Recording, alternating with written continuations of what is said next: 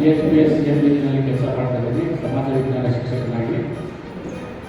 Sir ಅವರ ಒಂದು interview ನಾನು ಗೌರಿ ಶೆಟ್ಟಿ ಸ್ಟುಡಿಯೋದಲ್ಲಿ ಅದರಲ್ಲಿ ಎಪಿಸೋಡ್ ನೋಡಿದ್ದೆ, ಭಾಳ ಚೆನ್ನಾಗಿತ್ತು. ಹೇಗೆ ಈ ಮಹಾಭಾರತದಲ್ಲಿ ಅರ್ಜುನ ನನ್ನ ಕೈಯಲ್ಲಿ ಆಗೋದಿಲ್ಲ ಅಂತ ಶಸ್ತ್ರಗಳನ್ನ ಕೆಳಗಡೆ ಕೂತಿದ್ದ, ಆಗ ಕೃಷ್ಣ ಒಂದು ಬೋಧನೆ ಮಾಡ್ತಾರೆ, ಅರ್ಜುನ ನೀನು ಮಾಡ್ತಕ್ಕಂಥದ್ದು ಸರ್ವಕಾರ್ಯ, ನೀನು ಇದಕ್ಕೆಲ್ಲದ ಅಂಜಬೇಡ, ಗುರು ಇರಲಿ ಯಾರೇ ಇರಲಿ, ನೀನು ಶಸ್ತ್ರವನ್ನು ತಗೊಳ್ತ.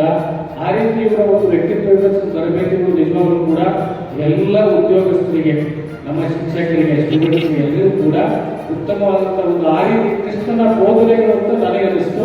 ಉತ್ತರಗ ಯಾಕೆಂದ್ರೆ ನಾವೆಲ್ಲರಿಗೂ ಕೃಷ್ಣಾರ್ಪಣ ಕೂತೀವಿ, ನಮ್ಮ ಮನಸ್ಸಲ್ಲೇ ನಿಲ್ತಾನೆ ಕೃಷ್ಣ. ಆ ರೀತಿಯಾಗಿ मन लगा के काम करना, दर लगा के काम करते ಅಂತ ಇಂದಿನ